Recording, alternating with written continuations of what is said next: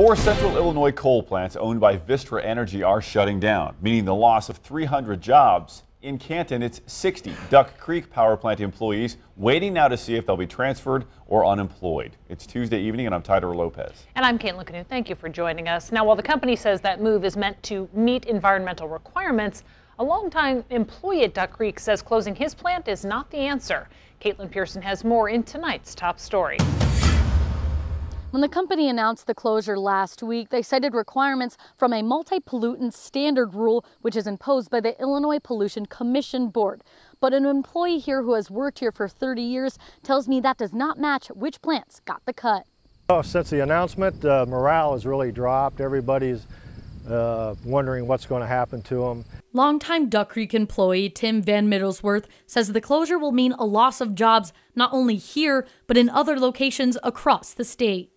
We're sister plants with Edwards Station, and we're going to end up bumping people out. So there's a lot of young people here with maybe 1 to 5 years that's going to lose a job. The company said it had to meet emissions requirements, but Van Middlesworth says closing Duck Creek doesn't make sense, considering their plant won a Power Gen International Award for lower sulfur dioxide emissions. In 2016, we got an award for being one of the cleanest plants in the U.S.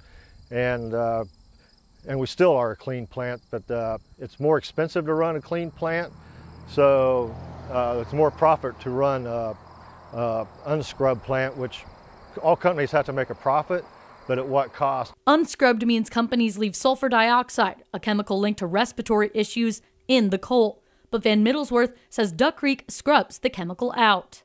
The Environmental Defense Fund echoed that concern, stating they were, quote, disappointed Vistra had chosen to leave some of their dirtiest plants open. Meanwhile, Van Middlesworth says the economic impact will be catastrophic. Every county that has a power plant needs that revenue.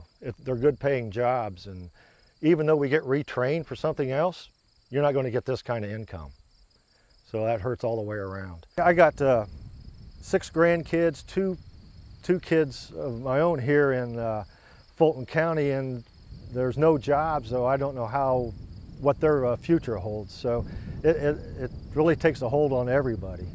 The plant here in Canton will close in December, and Van Middlesworth tells me that they should find out around mid-October who is transferred within the company and who gets cut. For now, reporting in Canton, Caitlin Pearson, back to you. Thank you, Caitlin. A tough situation for many here in our area. Now, for more on Vistra's past statements on their plant closures, you can check out our story on week.com. This Friday, the Fulton County Treasurer is expected to hold a news conference to discuss the loss of the Duck Creek plant will have on their economy.